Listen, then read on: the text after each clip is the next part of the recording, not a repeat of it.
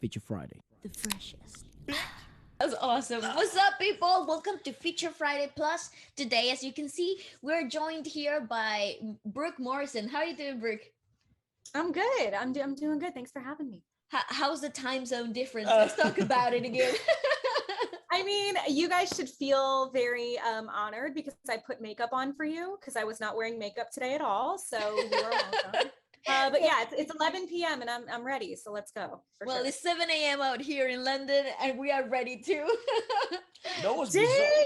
You know what's bizarre? It's like because I thought it was yesterday. It was actually I think it was actually my bad because I didn't know it would be like fucking a day ahead, mate. That is so bizarre. Yeah, no, you're a whole day ahead of us. I mean, at least like at nighttime. I think like during the day-ish, there's like some periods where we're on the same time schedule and everything. But yeah, most of the time you're going to be the opposite. Same, but like I said, it's like same thing with South Korea. Whenever I interview people from over there, it's a full like day and a half-ish ahead. So that's like a whole struggle. That's crazy, man. What has been the craziest like time difference for you so far? Like doing interviews? Oh God, I've been awake at like 3, 4 in the morning. Like one day I had to wake up at like 3:30 to put on makeup and everything to be ready by I think 5 or 5:30. And then Jackson Wang was at 6. Ooh, so that was hard. And I swear in that whole video, I looked tired and I looked pissed, but I didn't mean it. Not at all. Yeah. You looked fine. I thoroughly enjoyed that. That was a great video. Great interview. I loved it. Oh my God. It's really like I think it's really cool, like the fact that one of the things we sometimes discuss on the podcast is like it's very rare that you get to see some of your favorite artists or some of them these people that so many people look up to in a like a more relaxed environment, rather than just straightforward TV where it's a bit more structured and kind of the dynamic changes. So it's really cool what you're doing. I really like it. Thank you. Yeah, I have a lot of experience working in radio. So working in that whole like controlled environment situation. And after a while, it gets very frustrating for not only us who have to interview, but also the artists because they're answering the same questions over and over again. And we know that. So yeah, this is kind of my way to finally ask the questions that I want to ask and then not be told what I can and can't do or say. So it's been a really kind of freeing experience in my career. That's awesome. I'm actually pretty glad that we're getting people that are, openly making a way to do that, creating that environment, because it's important to see your favorite artists, and not only your favorite, but people that are a role model for a lot of young people honestly speak freely and in a comfortable environment. It's really cool. Talk to me about how did you get started in the interview, and how did you come into like the whole radio environment? Man, back in college, I mean, I kind of knew I wanted to work in music, but like I wanted to be an MTV VJ, and those don't exist anymore. So by the time that I graduated college, I was kind of like, oh no, where do I, what do I do? Yeah, it's like what I wanted, what like just completely disappeared off the face of the planet. And honestly, the industry itself is disappearing as time has gone on anyway. So that's like a whole different discussion. But I started as like an intern, and I started because I loved music and I loved artists. And I was like, well, I know I'm not going to be famous. I know I'm not going to be an artist and anything like that. So I wanted to make sure that I was at least in the world. Like I wanted to be in that space. What? Why not? Why are you not going to be famous? Because for what? So like what would I be? Yeah, like what would I be famous for? I can sing okay, but it's nothing like it would actually matter. Like, what I just knew I never wanted fame in that sense. I never wanted. And what's funny is like through radio is like you still get those moments of like people commenting about you, people talking about you, people being able to have an opinion and judge you. And even the smallest taste of that I get, I don't like, and I would like to avoid it forever. So yeah, like my being on the other side of things, as long as I'm asking the right questions and I feel like getting what I would like or what a fan would like from an artist, it's usually my goal. So I just started as somebody who loved music and somebody who wanted to be on the other side of things and actually learn more about the industry. And that happened in college. And then from there, I was an intern in multiple different cities and then back here in LA, and I was here for 3 years, and they made me full-time, and they moved me to North Carolina, and then they moved me to Miami. Then I finally wanted to move back to LA, and I was like, you guys can't tell me where to live anymore. I'm tired of it. So here I am. That's awesome. To be honest though, like not even famous people enjoy fame that much. It kind of just got the charm loses it loses its charm fairly fast. But yeah, that's what we hear a lot of the time about everybody. And I think like meeting a lot of these famous people in person, you also realize that everybody's just a human being. That's right. And I've interviewed everybody from like Charlie Puth to Fergie, and then like Big Boy from Outkast, and then now I've like K-pop artists. And so I've kind of like run the gambit in that situation, like Andy Grammer, just random names, you know, and like you just realize done the Backstreet Boys, haven't you? Like I did the Backstreet. What the fuck, dude? What was that like? I mean, it was a phone interview, so it wasn't like in person or anything, but it was really cool. They asked me, I remember Nick asked me, like, what did you think of the song? And I was like, how are you asking me what I thought of your song? Like, I was mind blown. So that was a cool experience for me for sure. But yeah, that was definitely, you cross that off my bucket list. But now my whole priorities have changed. Now I'm like, oh my God, BTS is the pinnacle of everything that I would want to do.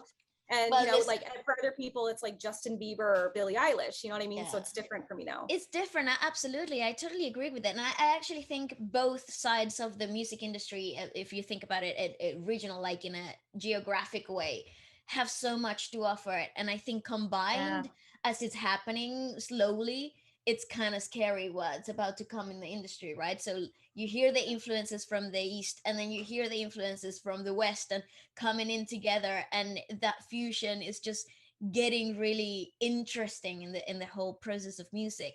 You know, I'm kind of curious, how did you come across K-pop, the whole idea of K-pop? Well, so back in 2009, I found it on YouTube one day, just like being on randomly, because I think they had finally added Vivo, and Vivo was able to house music videos on YouTube. And that I finally saw Girls' Generation. So G and O were like their big songs at the time, and then they came out with Fun. Yeah, so I like GOG basically. Yeah, no, but I loved it. That's what I mean. I like fell in love. I was like, okay, why are there so many people in this one group? Also, what are they saying? And this is crazy. I've always been really interested though. The fashion, the dances, like the whole thing. So like I always been interested in other cultures and other languages, and I had learned German growing up, and so that was kind of a, you know, transition for me to get into, oh, here's another language that, you know, I could learn, or here's another culture that I could learn about. But then forgot about K-pop at like throughout college, all throughout working in hip hop radio and in rhythmic and in top 40 and everything, and then finally revisited it when my mom was really sick and eventually passed away from cancer. So I was living back in St. Louis for about 3 months. I appreciate that. But about 3 months while she was sick, and watching that whole process. And my sister was the one who was like, do you know who BTS is? My bias is Jungkook. And I was like, what are you talking about? So then she showed me all of the stuff, and she would just be laughing in the corner of this hospital room and everything. And so it became kind of a thing for me to be able to heal with. And from that, I had rediscovered that love that I had for like a Girls' Generation and those groups back then, and those K-dramas, and it felt very nostalgic. And not only that, but like watching groups like BTS or ATEEZ or Stray Kids or ITZY or something. I mean, it's over the top in such an amazing way. The production value of it, the fashion, the vocal skills, everything that you want like a pop group or just music to be. And so I was able to find that, when I think like the Western industry has been kind of failing at that, you know, if I do say so. But yeah. It is well, I don't think it's crazy to say, because to be honest, one of the things I think impressed me the most about the Korean industry as a whole is the fact that, and we discuss this often, like on videos or in podcasts, is like, it's as if you were, because for some reason in music, you don't approach it in the same mentality as sport, in which you must be a full round professional in order to do it for a living. And not to push anyone down or say, you know, you're shit or you're good, but it's like sometimes they're just people who are so much better at most things because they've literally trained in this environment and have been tailored, like it's like they've been tailor made, you know, to be great dancers. So they could be a dance group if they wanted to, like Stray Kids, some of the, like, they're fucking world-class dancers, like, and the NCT lads, obviously BTS, but then you also have them as world-class singers, and they know how to perform live, and then you also have them in a way that they conduct themselves in a manner that, to be honest, it's like, fuck, it makes you want to like be better, like when, you know, when you go on camera or whatever. But it's like, it's not crazy to say then that perhaps in other spots in the industry, it's like this. It's a reason why. Because I always say it's like the market sets the damn demand. It's That's not true. really labels or brands. It's whatever the Yeah. public wants to see. That's what's gonna get Right. pushed. Hmm. So if all of a sudden the Korean industry is taking over, it must be for a good reason. And you probably Right. mentioned a few of them. Like production value is a joke.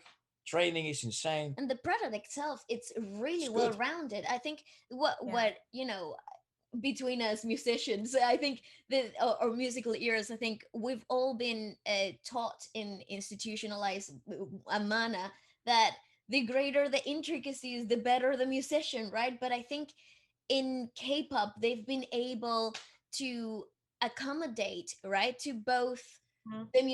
the musical ear and the common ear people, right? Right. So that Right. and then they are able to include jazzy arrangements or classical musical arrangements into pop tracks that are catchy with a beautiful Yeah. cinematography and Yeah. really catchy lyrics that even you catch yourself talking, like singing along to songs that are not even in your language, Yeah.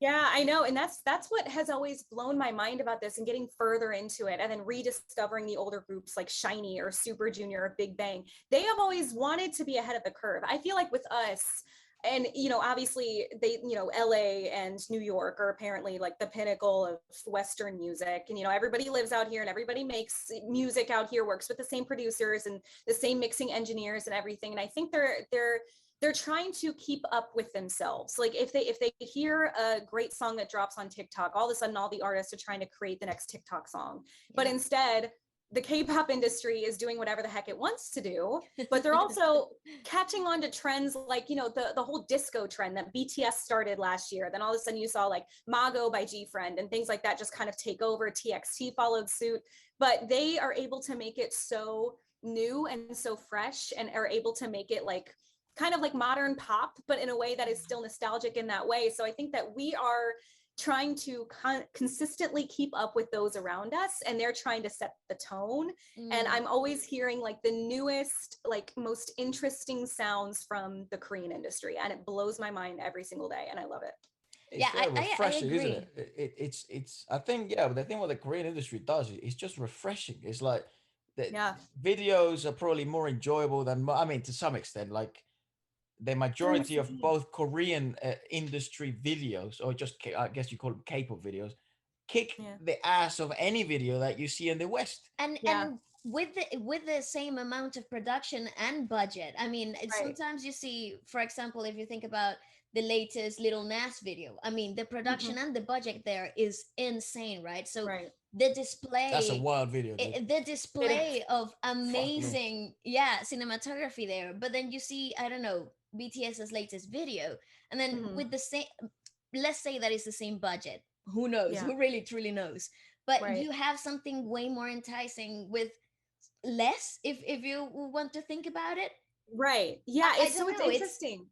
the There's creativity for me, right? No, it's crazy. We were just talking about this yesterday. I'm good friends with like an engineer who's worked on like ATEEZ music. So he's very plugged in Nice. with the K-pop industry as well. And we were talking about the videos of it, like Mafia from ITZY, which just came out, a couple months ago. And Mm-hmm. then you have God's Menu Stray Kids, which came out last It's year. a And That's wild. both That's mad. also a wild That's a song. Yeah. mad video. insanity, but they're both apparently the same director, Oh the wow. same like production, the team behind it, and that That makes makes sense sense. because of Yeah, it the does switch make a lot up. of sense, It actually. makes Yeah. sense.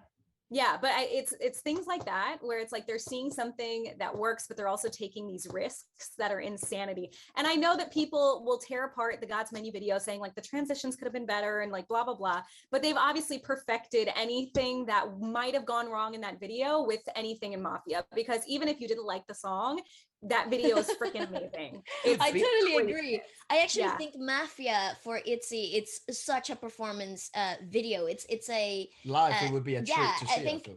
musically speaking, yeah, it might be a bit of like a all over cocktail the place type of like it composition, but I think it's a very clever piece when it comes to live performing, right? So Yeah. the whole listening experience gets amplified when you see it live.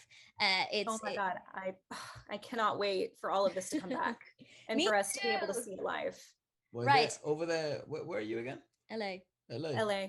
Hmm. So gigs are not back there at the moment.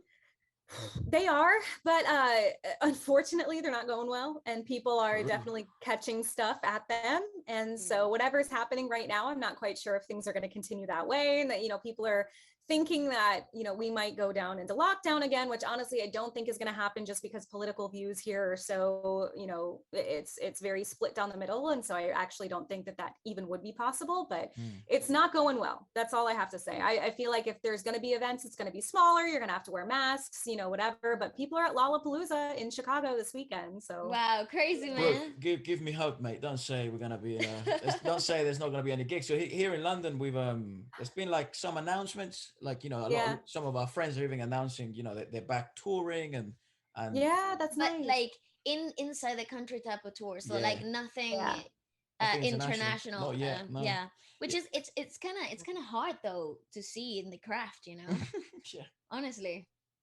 I know it's like all of this honestly is very upsetting, but I think a lot of how I've been able to stay positive is literally like what I've been doing through the channel. So that is the only thing that I will say about that. It's kept me sane, and like music has kept me sane, and K-pop has kept me sane, and whether or not people are on tour until friggin' 2022 or 23, I will be here, making my videos and doing whatever I can do. So what was the last gig you've been to? Oh my God. You know what? Billie Eilish live in Miami. And that was 4 days before everything went into lockdown. Wow, that's one hell of a way to close the whole socializing idea. No, I know. It was actually, it was nuts. It was like, I think it was like on a Tuesday or something like that. And I had left it early because it all collided at one point. It was like my mom, that's like the day that she collapsed and was like admitted into the hospital. So I got that call at the Billie Eilish concert, left early, and then less than a week later, COVID had taken over everything. Damn, what a roller coaster. Well, I know. Sending you virtual hugs. Stay positive. You can do this. No, I appreciate that, but obviously, you find ways to keep moving forward, and I think I found quite a few. So either way, even with COVID, even with everything that's happened over the past year, I think we'll be okay. So that's great. Have you had a chance to see BTS live? Because we've been trying to figure out a way. I don't know, go to Korea or something. Because we know the lads from FO Squad. The lads from FO Squad. They do like. I do. Yeah. They just been to Korea.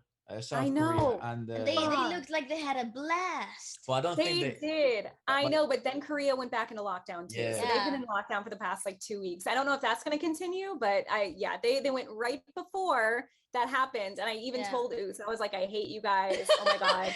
So did I. He asked me. Spoke to them. No, he was like, do you want to come? And I was like, and they were leaving in like I think 2 weeks, and I was like, what? No, what? Oh my God, I can't plan a whole trip to Korea, and on top of that, the 2-week quarantine and like I was like, no, there's no way. But in the back of my mind, I was like, yes, I'll go. Yes, I'm coming. In my head, but no. Yeah, like I know, but you're like it is the right thing to do.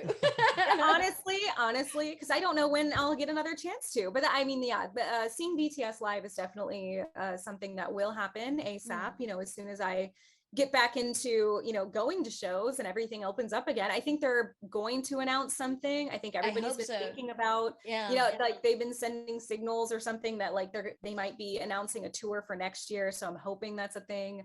But with everything changing and a new variant and everything, BTS is probably the first people to say, just kidding, we want to keep you guys safe. So I totally agree. I think talking K-pop and the whole idea of K-pop and how it has been constantly is an industry that's constantly evolving. I would love to know what video kind of like is kind of stuck with you, like the first video experience that you're like, whoa, I've never seen anything like this before. I think Dejita by Suga. Nice. It's so lyrical though. Like I had to break down the lyrics. that whole thing. I don't even have words for it. The first time I saw it, I think I watched it maybe like 80 times over those first 2 weeks, but just because it was so different from anything that we do over here, they really lean into the whole cosplay thing. And I love that. Especially Suga, and I love him as Auguste. I think he's such a genius. But I think right now what I'm really caught on is Taemin's Advice, which I think is such a great video. and so well done. And I think such a great solo song and comeback for him. I think it put him back on the level of like when he came out with Move, you know, like I totally in 2017. agree. Yeah, I think it's up there for him. That was such a great comeback. I actually think, if I dare to say this, but I actually think Advice is above that. I Really? think, yeah, I think for me personally, I think Advice is above Move, just because I don't know. Wow. I think that inclusion of like classical music into it, the whole visuals was a whole trip. I mean, it was so edgy. The choreography was so crazy. The Yeah. whole, honestly, personally, this is just my personal opinion, and I love Temin and everything he's done throughout his career. But Yeah, I Bale's a think that big really capped it for me. That was like, woo. Bale's a big Temin fan. Brooke, Mm. she Really? I think loves Jimin it. and Temin are like my perfect envision of what I love But to be to honest, see performers. if you were to have like a dancing collaboration, you probably would want like a Temin, Kai. Jimin, Kai. You'd want like a Lisa. Mm. I mean, yeah. Ah, If it's all males, probably that trio would be awesome. yeah. If you want like just everyone, yeah, fucking. I'll have Ryujin from ITZY. I'll have Stop. I would marry her. Stop it. Me too. Yeah, she's attractive. she's my I like her wife. style. She's cool.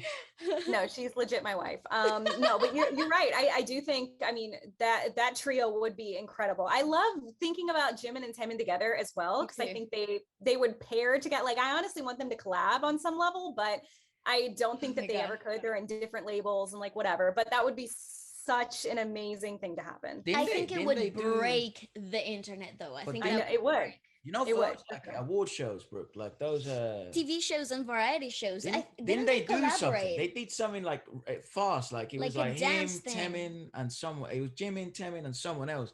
And I I remember. would have to look that up, because if that exists, then why Yeah, Let haven't I me. seen it? that So Well, blew my yeah. mind. Somebody sent it to me on a DM, and I was like, "Why? Wait a second, am I dreaming?" I don't think Because I'm tripping. Let me just I Like think on a it was variety show?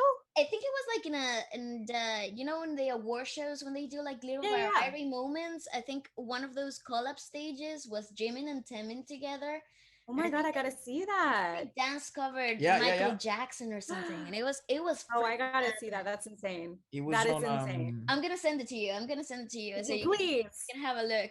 It's Bro, my sister's gonna die. That is her. She calls Jimin her bias wrecker, but I actually think he's her it's bias.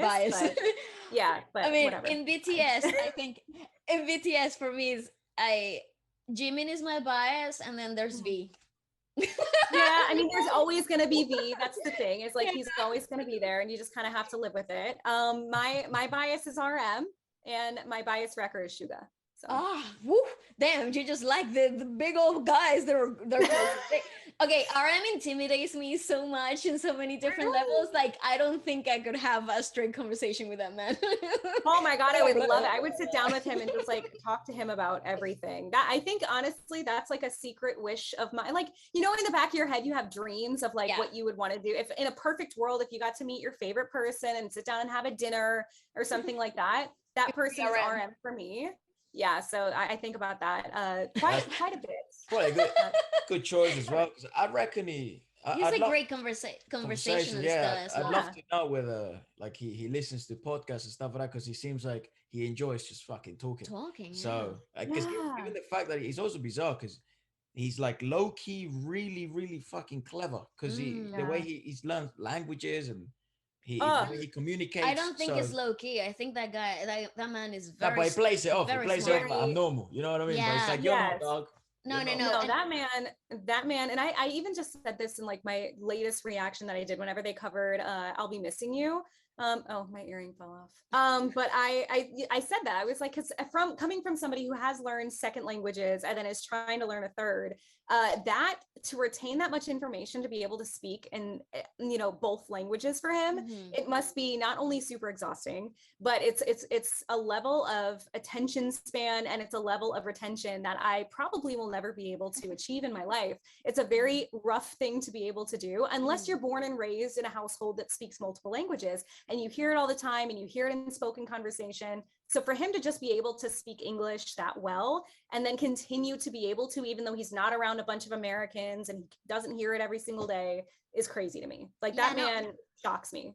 It is true. It is true. It's rather impressive. Not only because of the skill level that he presents, but the pressure, the magnitude of what his words actually would Right. impact a whole generation, right? So I think it's really it's crazy to me to think that he is so on job 24/7 when his schedule is crazy, when the Right. constant pressure is amazing. And Yeah. it's yeah, it's a level of admiring that I have for every K-pop idol that has a crazy schedule. Like for example, Jackson Wang, to me, that man doesn't Mm, sleep, and then he no. speaks like four languages, and you're like, bro, I how are you know. able to like cope with everything? It's pretty crazy. It's amazing No, what humans can do.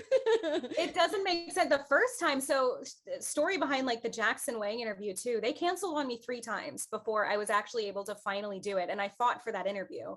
But thankfully, like the label rep that I'm really close with, he also did as well. He was like, no, it's gonna happen, it's gonna happen, it's gonna happen. I was like, okay, I don't believe you, but all right. So it finally, like the first or the second or third time that it was supposed to happen, it would have been 2 a.m. his time. So it was at like 11 a.m. my time. It would have been 2 a.m. where he is in China. And they basically had to cancel it because he was hopping on another call with his management Tough. here in the States to plan something else that he was doing, because he has Korean management, Chinese management, and US management. So all of them have to be on the same page all the time. So he was working in the middle of the night, and that's why we couldn't do the interview.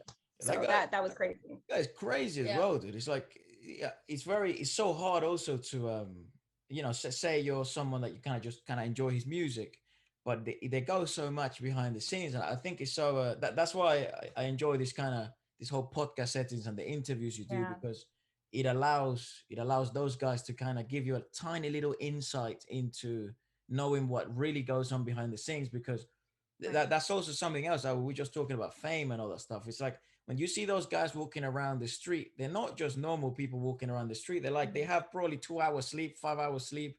They're thinking, I Yeah. can't walk funny because that's gonna make the Yeah. news. I can't fucking say this. I can't say that. So it's a bizarre world. Yeah, But it is. about Jackson specifically, I think what's really interesting about him is that whilst he was in GOT7, and like this, GOT7 is still a thing, but let's say that it stopped for now.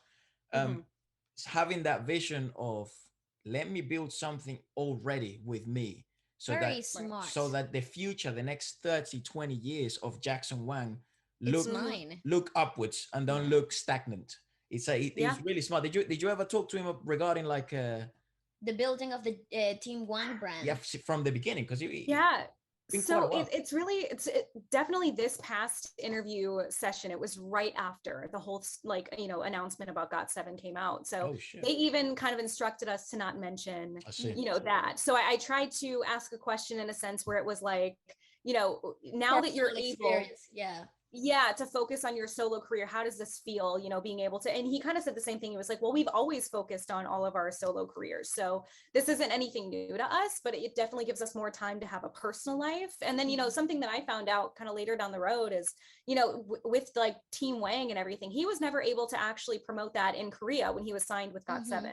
So I'm sure this opens because of contractual, that would have been a conflict of interest. I've read that several times before. So I'm sure this has opened up a lot of doors even for him in Korea to be able to just be Jackson and make money from his own things and actually have a brand out there where it isn't just GOT7. So I really love that for him, and I think he's truly enjoying everything that he's doing. And he's performed already at festivals in China, and he's having his own shows. So I think he's been the one who's been like, yeah, let's get to it, I'm ready, let's do this. And that's really cool. He's been really on job. Have you checked out his latest single? No, I haven't, because it came out like 2 days ago. No spoilers, but oh my god, you're gonna die. I know. I saw blood. Listen, I almost watched it, and then I saw blood, and I was like, I'm not in the right emotional space right now to watch that, so I didn't. But I also it's a tough one. Like, K-pop videos for me, I always don't watch them immediately in case I change my mind and want to do a reaction video to them. So I usually take a while, and then when I finally, like maybe a week later, I'm like, no, I don't want to react to it. Let me just watch it or something like that. So I have a weird mindset about like breaking news, unless it's like BTS or ITZY, and then I watch it right away. I do a reaction right away and then post it, which people apparently don't like. And I just learned that if you post it right away, they want you to wait 24 hours. So that's new to me as well. But yeah.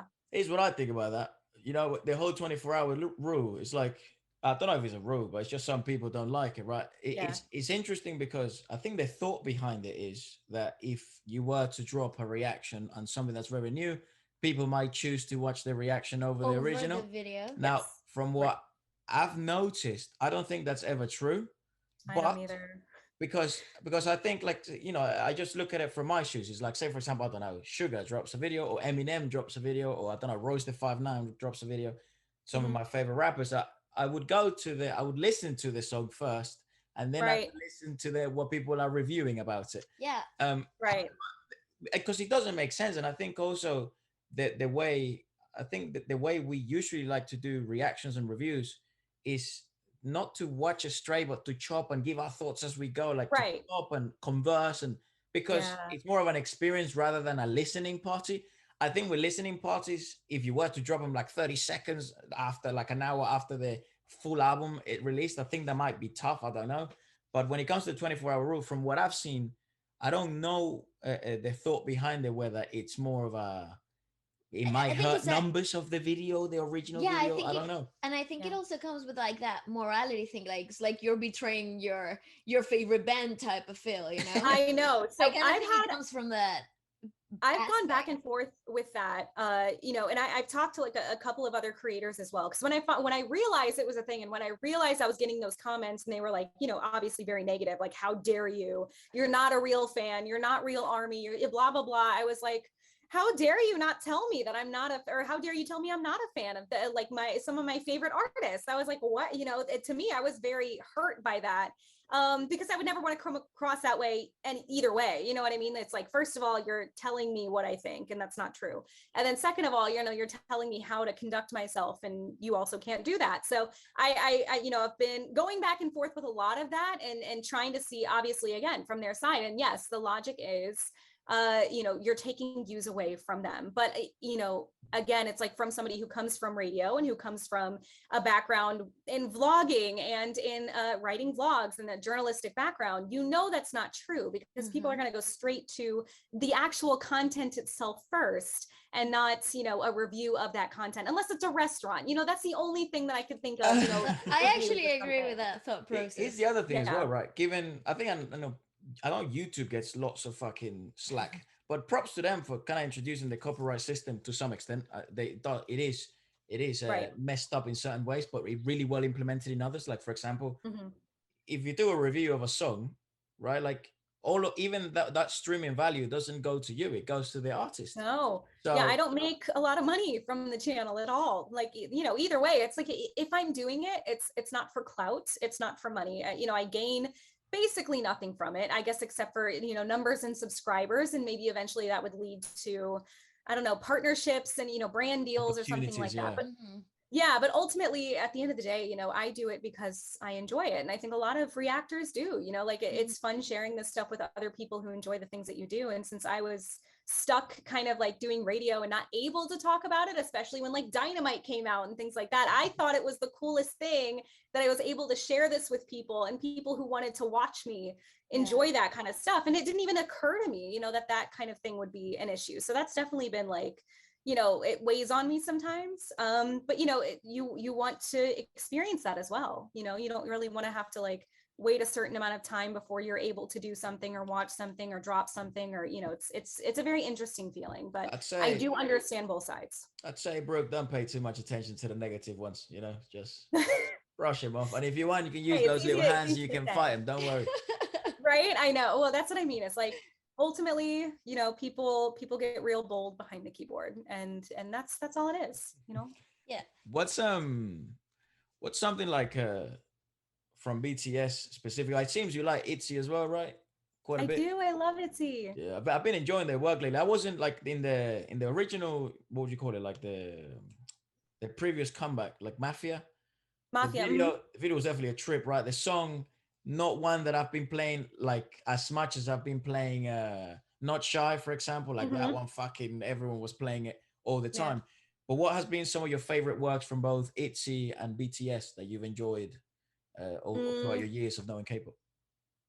I think whenever I think about BTS, I think about Save Me or Microcosmos. Oh, nice.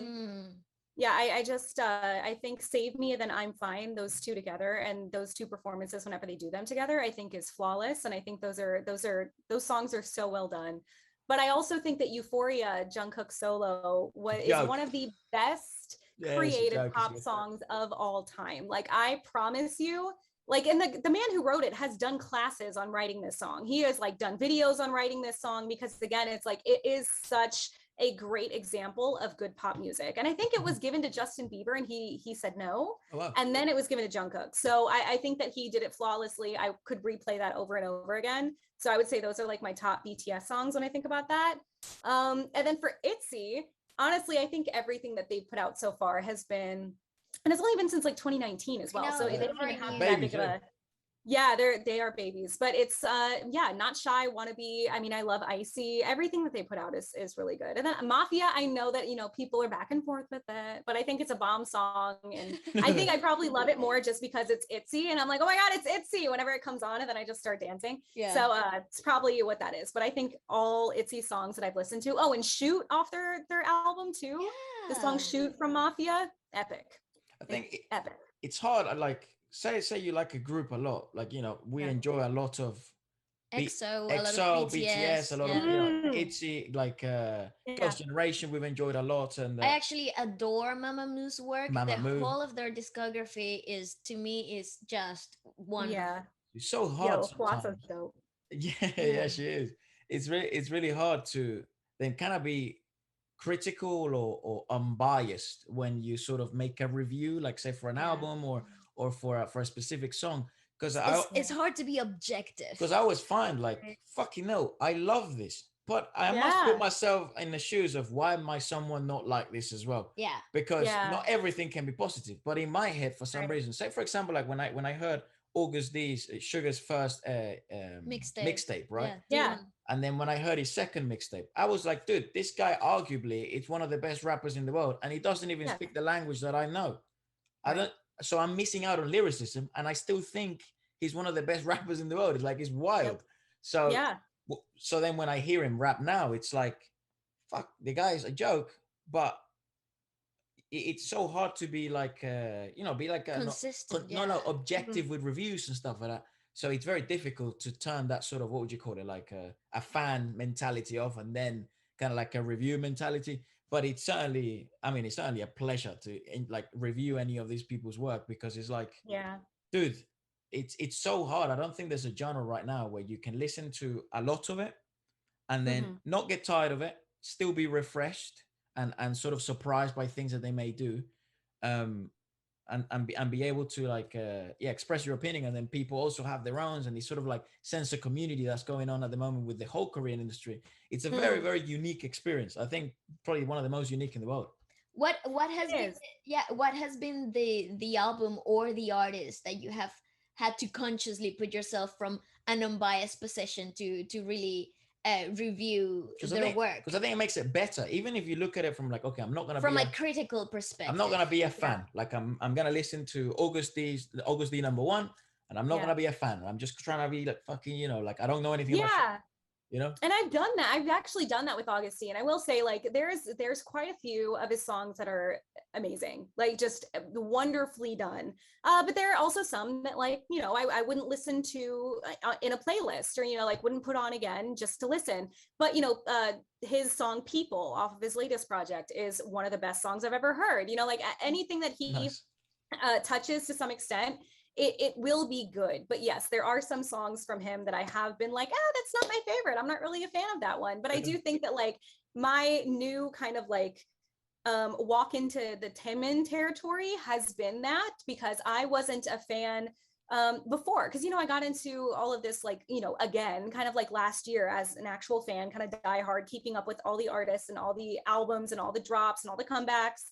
And so I was never into SHINee like that. I didn't even know they existed for a very, very, very long time, until probably late last year. So Taemin, to me, you know, when I go back and listen to Move, that's not like when it dropped. It's like now I'm like, oh, here's an older song from this guy, let me go check it out. And the only reason why I looked at that was because Momo and, you know, Chaeyoung and then 2 other Twice members, you know, performed it, and I was like, this is fucking dumb. So yeah, it was amazing.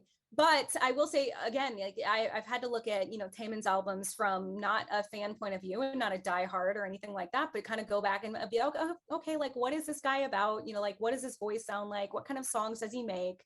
You know, is this somebody that I can actually stand in that way, the same way that I do other artists? And while I love Taemin, I think a lot of his older music probably isn't for me, and I think that's okay as well.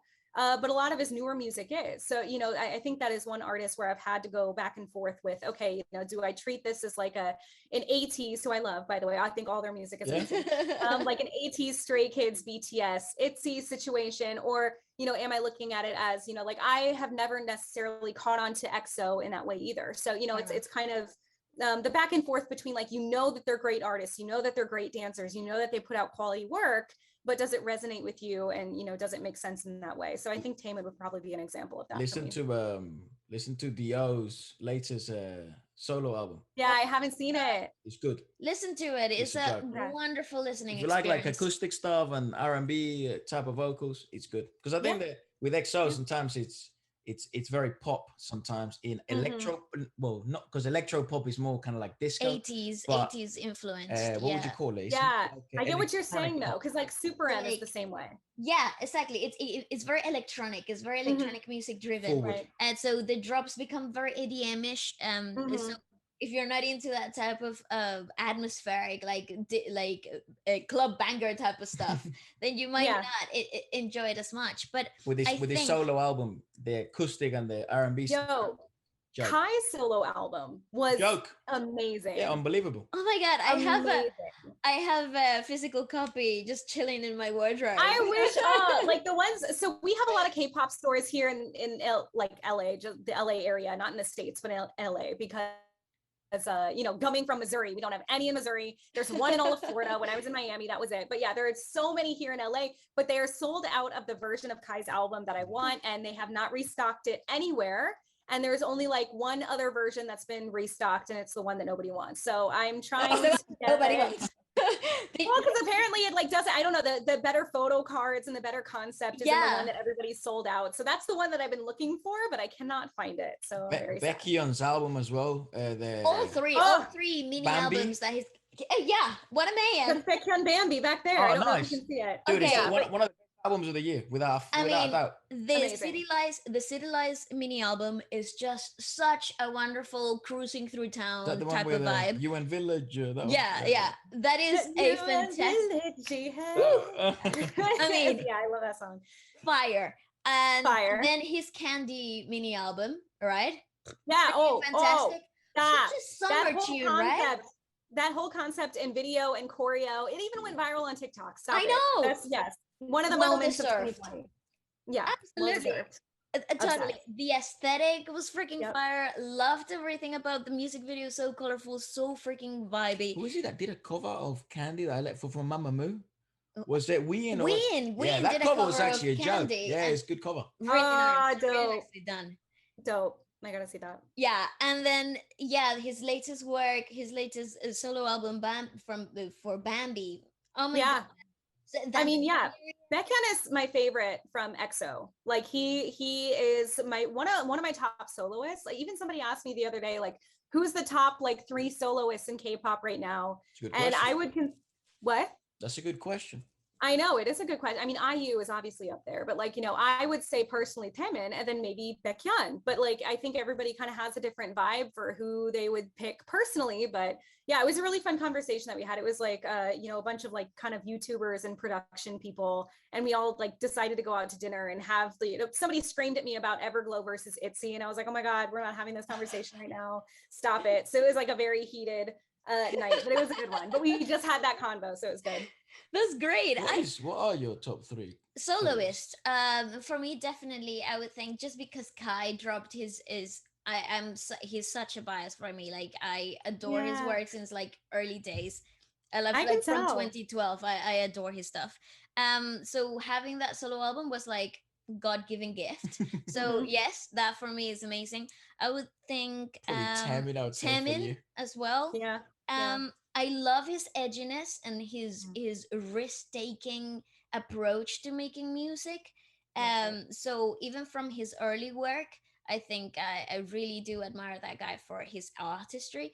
And then I would go with Dean as a soloist. Our Okay. Korean R&B, kind of like also Yeah. very edgy, very alternative. Mhm. That's my type of like environmental music. Like I get really Yes. inspired. I think he hits a spot of creativity for me. And if I can add a fourth, I would think I would Okay. add DPR Ian. Okay. Oh, are you guys gonna come to 88 Rising Festival in LA? Oh my God, on the lineup. we can't leave the country with the situation, Really? but Well, totally, well, would actually, love It's in to. November. I know. there you go. Yeah. To be fair, I in saw November. this news that for some now, like people who've had the second vaccine from the UK, if they travel to the US, they don't have to quarantine when they come back. But I'm yet to have my second dose, and Bali hasn't even had a first dose. So yeah, Guys, get it together. I know. I'm booked in, but it's fucking September for me. Yeah. Oh, really? Oh, that's crazy. Yeah, Wow. no, I kind of have to wait a little bit more. Something And about yours this. would probably be like late September. The Yeah, second dose. But actually, maybe we could. Yeah, I think we could do it. To be honest, I think we could push. Honestly, I mean, yeah, it's the first like kind of festival, like K festival that's happening. That's planned. What's the lineup? Yeah. Hold on, I read it. Let me find it. Let me find, because it's actually, I mean, it's all 88 Rising artists. So definitely Jackson Wang. Definitely. You know what's funny? Rich There's Brian. a spot that hasn't been filled in yet, so we don't know. Like they're planning some, but Jackson isn't listed. But I'm guessing maybe eventually that might be added. But I don't know if you guys can see it. Can you see it or no? Should I just read it to you? Yeah, Nikki's there. Rich Brian. Joy is there. Dude, nice. Nikki's a joke. She's a good singer. I love Nikki. Yeah. Rich Brian Sweetie is awesome. Headlining. Sweetie. Oh wow, cool. Isn't that crazy? CL is also in there. Freaking hell, that's awesome. Yeah, I was on it. I would love to see that woman live. I would love to see her freaking murder the stage. Yeah, no, it's gonna be a good one. I'm excited. Oh, Guap Dad 4000 is on this. I was like, what? Guap Dad, really? No way. Yeah, Guap Dad's on this. It's so interesting. Yeah, DPR Ian and DPR Live are on it, so that's why I say that. I love that. I love those guys. I think production-wise, I love their musical aesthetic. DPR as a whole team, I think freaking awesome. I think DPR Live brings in so much rhythmicality to anything that he jumps on. And having Kristen Yu actually coming forth with his musical aesthetic, to me was like, oh, what a breakthrough. That whole visual album, it's groundbreaking to me. I adore it. Yeah, that's awesome. I mean, now you have to answer who your top 3 is. Yeah, go on, Efra. Who's your top 3 soloists? Well, do they have to be like in a group? No. I said IU as one of them. And I said Dean. And probably, he's also... Yeah, probably Dio. I like his work a lot. And he's just literally debuted as a soloist now. Taeyong. I like Taeyong a lot. Yeah. From Girls' Generation. Wow. Yeah. Like her ballads, they're a joke. You know why I like her? Because I have this thing where one of my biggest concerns is when you have a pop vocalist that may not be able to deliver such performances at such caliber live. And I think with Taeyong, I mean, she's arguably one of, she's a fucking insane singer. So that gives me peace of mind to know that if I was going to buy a ticket to see Taeyong live, I'm not going to be disappointed. I'm actually going to be impressed. I enjoy her work. Who else? Huwasa, I think she's real cool. She's like that R&B vibe that I like. Oh my God, yes. And then probably she just some great Korean R&B artists like Junie, the DPR lads are bomb. I would add Loco and like Zico into that whole Benzino, dude. Oh my God, that man is insane. What are you honestly? What are your hip hop, Korean hip hop artists that you listen to Korean R&B as well? I do a little bit, but it's definitely not something that has caught my attention. But mostly because it's so funny. I just worked in urban like hip hop radio for 3 years, and I think after a while, I was like, "What?" You said that you worked in a. Oh yeah. But I think I was just kind of burnt out of that kind of sound for a minute. And so for some reason, I just haven't gone back unless there's been something that's really caught my attention. And that even goes for K artists as well, like R&B hip hop in that space. it has been very hard for me to find something that I really, really, really want to sit down and listen to. And you know what's weird? I think it has something to do with how I process things emotionally. I'm not going to say I'm like an empath or anything, but I do not like to forcefully put myself in a space that's low. So I know a lot of people find it relaxing. I know a lot of people find it to be like a vibe and everything. But for me, I tend to overthink things. I'm an introverted person. I just tend to be inside of my head a lot. So anytime that I can get out of my head, that's what I go to music for. So sorry, long conversation short. No, I haven't, but I've definitely listened to Dean and Zico and everybody who has had, some really big songs out in the past couple years. And actually Instagram by Dean was one of the first songs that I learned to sing in Korean.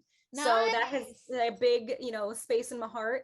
But yeah, I mean, I would say Baekhyun is somebody who I would align myself with the most in that space, but just because all of his songs have been so amazing and so vibey and just so R&B. It's essentially R&B, yeah. I mean, to some extent. So yeah, but maybe his take on it, it's a bit. What would you say? More it's mainstream? Maybe not mainstream, but a bit more higher energy. So it doesn't necessarily put you in that state of kind of down low vibe. Yeah, it's like the frequency of the music itself is a little bit higher than your usual moody R&B type of style, Okay, who also is Miguel. I feel like it's the same thing. Oh my God, yes, I agree. It's like I love Miguel.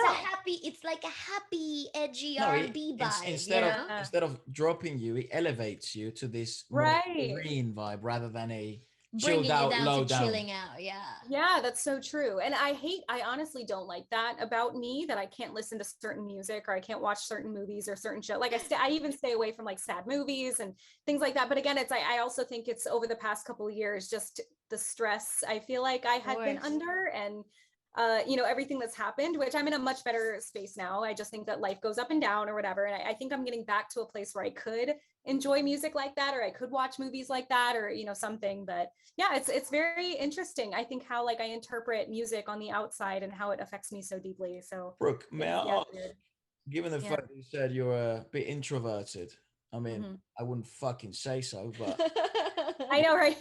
Where I'm yet to know you, but how would you, because maybe there's people watching and listening that are sort of maybe they find themselves in the same situation where it's like, fuck, maybe I get shy or I don't like speaking in public. How were you able to sort of cope with that, and then be able to then obviously be in front of a camera or behind a mic and interview this, famous people that people might find intimidating, or it's a hard experience to some extent. So how were you able to kind of turn the table around in that sense?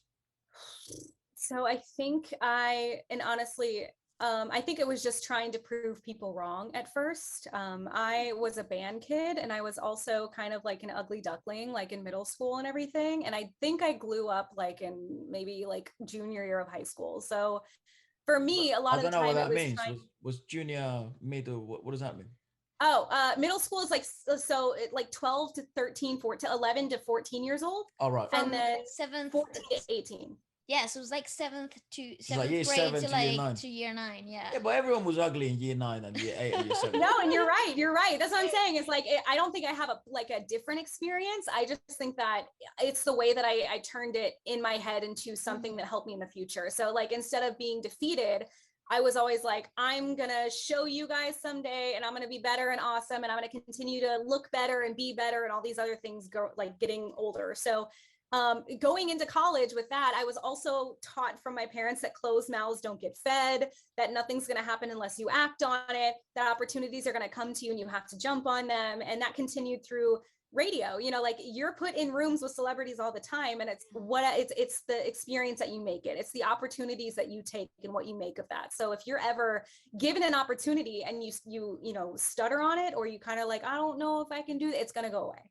So for me, I always knew if I didn't press on the gas in certain things, and if I didn't just go out on a stage or sit in front of an artist, or, go to a concert, go backstage, do all these things, apply for the job, do the production stuff behind the scenes, it's terrifying running a show for somebody else on radio, like running the boards and having all of them rely on you to execute things flawlessly in real time. That was like my first experience in failing. I've failed multiple times in that, but I also saw moments where I succeeded, and it's just kind of moving forward in that way. And so while I am an introvert, I also knew that I wanted to be successful. I still had things to prove to myself.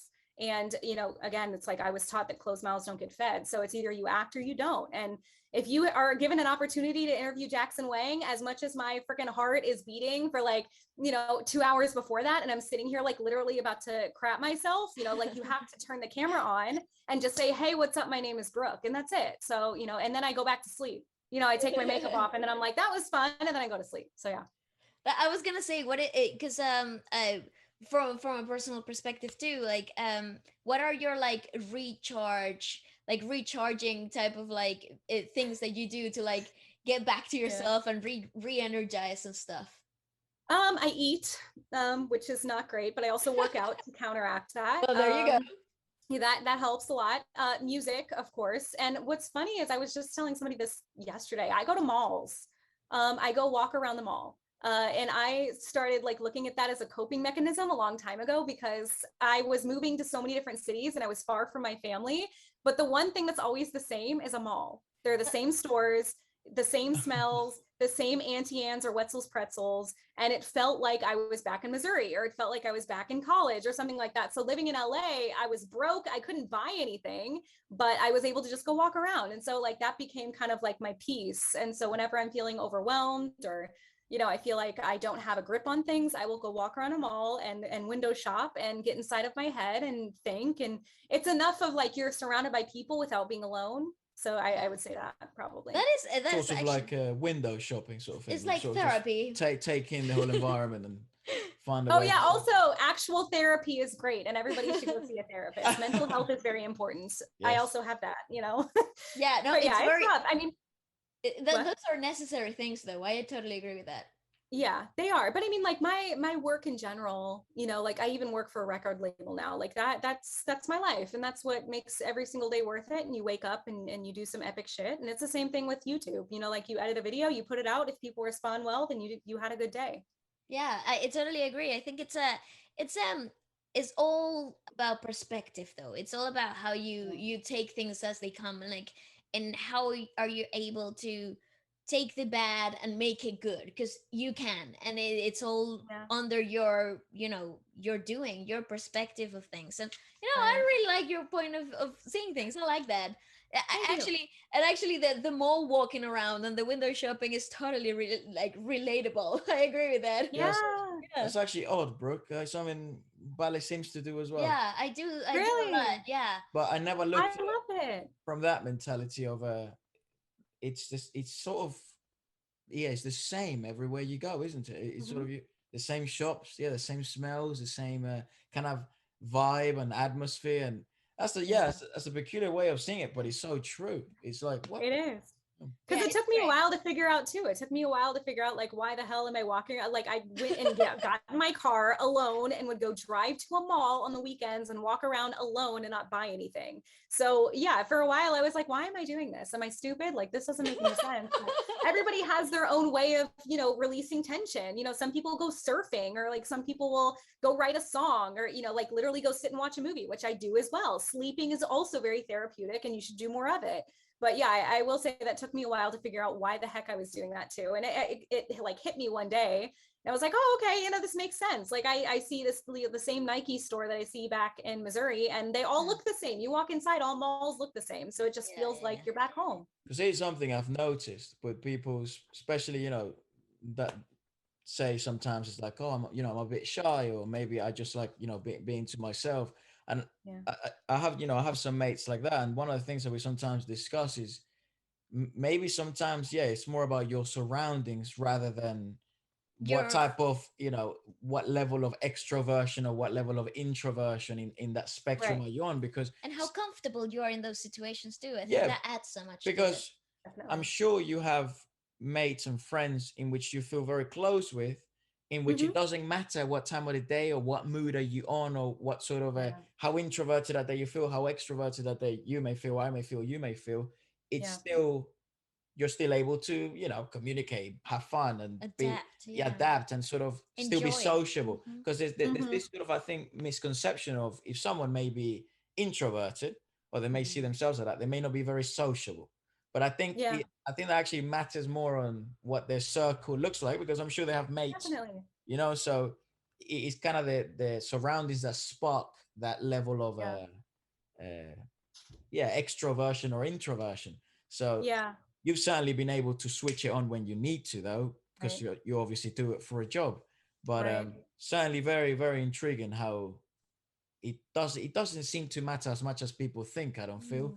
whether you It feel like you're doesn't. introverted or extroverted. Yeah, it really just explains how you recharge and how Recharge, you yes. gain your energy. Yeah, because I have, a lot of close friends who either I can't be around or I can for long periods of time. Like they're all used for kind of different situations, but you love them just the same. And like I have a close friend here in LA that I'm super happy to be back around because she'll go sit in another room and I'll be in here and we're still together, but separate. And it's like Yeah. it's still good to know that like someone else is in the other room. You know what I mean? It's like it's just moments like that where that you're valued and your experiences are valued and you're not being judged. And I think that's the worst thing being an introvert, is being told that you're boring, or you're like no fun, or because I don't drink or smoke either. And so a lot of people, I've heard in the past, like, will give me shit about that. Like, what do you mean? What do you do? You're like, what do you do for fun? And I'm like, bro, I interview celebrities. Like, what the fuck do What you do do? you do? Yeah. So it's moments like that where I'm like, yeah, everybody's different. And it's, you just have to be respectful of those boundaries. That's all. Hmm. Yeah, no, Well, I totally agree. certainly other things to do rather than smoking and drinking, Brooks. I wouldn't pay much attention to those. What's funny? It's like I actually feel if you don't drink or smoke and you go, say for example, to like a gig or you go to a club, you can actually take Right. in the atmosphere and the place better. You know. Right. I So agree. I love that. I love going to festivals and being around artists and music and not being high or drunk. Like, what? You just Yeah. spent like how much money to be here? But again, it's like, I don't judge that. Like, you go live your life. It's the fact that I feel so judged just for not doing those things. It's so interesting how that happens. But it's the either same. way, everybody just needs to live their life, Same thing as the whole introversion extroversion thing. It's the same with the judgment. I don't think people care that much, anyways. I think they may say it, but they really fucking they don't even know what they're doing with their own life, so they probably don't even mean it. Right. That's true. I actually think the being present in the moment and like the full version of yourself, fully conscious and aware, it's such an experience that a lot of people can't handle when it comes to like big That's true. crowded That's so true. spaces, festivals, concerts, and stuff like that. Sometimes the environment itself, it's so high pressure Well, for individuals. it's It's actually not a bad point, but because to some extent, isn't that whole thing of I need a drink to loosen up, same or Yeah, same exactly. mentality. Yeah, I like, Yeah, that's again, what it is. I also don't drink, don't smoke, don't, I'm actually quite like couch person, like let's stay at home Yeah. type of people, like that's, Yeah. and I Same. when there's the opportunity, I love to be present. I love to take in Yes. those moments and view them for what they are, for what they truly were, organic in the play, in the moment. And I feel like sometimes substances will distort the idea of the Right. experience, and I don't or make it better.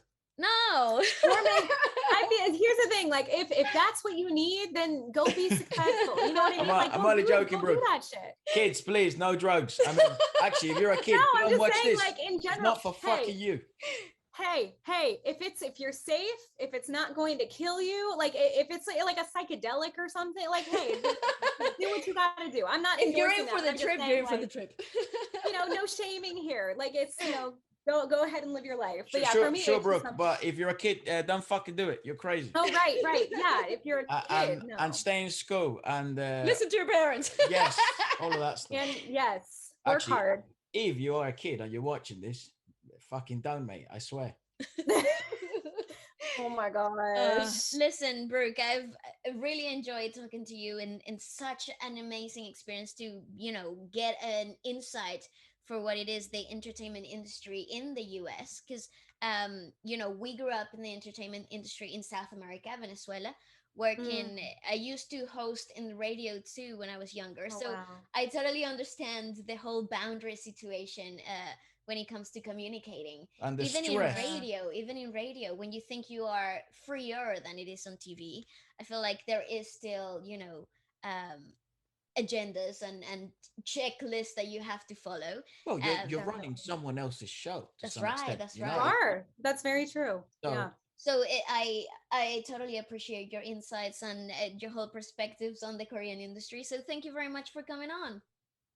Thank you for having me. This has been fun. This is like a new experience. This was a lot of fun. So thank you so much. Absolutely. Like and again, welcome back anytime if you want to talk, if you want to share an experience about a brand new video and you want to talk about it, here we are.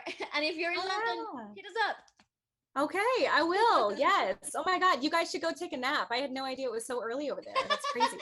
You should go to bed too. It's kind of late over I know. I'm probably gonna like order Taco Bell or something. Woo! I don't know.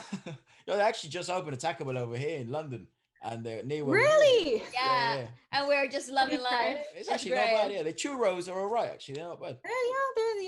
Yeah. I would say Taco Bell is just like late night food, honestly. Like, which is fine, but just like it's not supposed to be the best thing ever. But I love it. What I think is, after a night out, Yeah, you have to go clubbing. Tacos hit different. You bang out one of some of those burritos. Oh, mate, what a joke.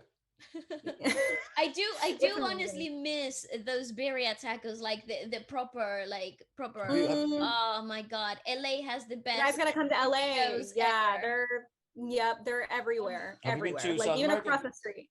Huh? Have you been to South America, to Latin America? No, well, I've been to Cancun, but again, it's like when Americans say they go to Cancun, it's an all-inclusive resort. You don't actually go to Cancun. You go to like That's true. So it's Cancun. We'll say that. So no. Well, the food. Oh my God, it's just different. But yeah, Brooke, I'm sure. Absolute pleasure again. I don't want to cut you short, but it's like I've actually got to fucking go to some appointment. No, go, leave me. It's fine. No, you're good. Whenever you do come to London or we do go to LA, we'll for sure hit you up on there. Well, we'll actually look into going into that 88 Rising festival. That would be awesome. Yeah. It should be like a huge meetup of like epic ass human beings. So definitely come out. It's in November. There's plenty of time for planning. But yeah, you go to your appointment. Thank you so much for having me. I really appreciate it. Drop your socials so people can go follow you and keep up with your stuff. Yeah, if you want to find me on Twitter, it's On Air Brooke. Instagram is I Am Brooke Morrison, and then on YouTube, it's just Brooke Morrison. Awesome. Well, there you go, people. Morrison, everybody, absolute pleasure once again. Thank you so much. Bye, guys.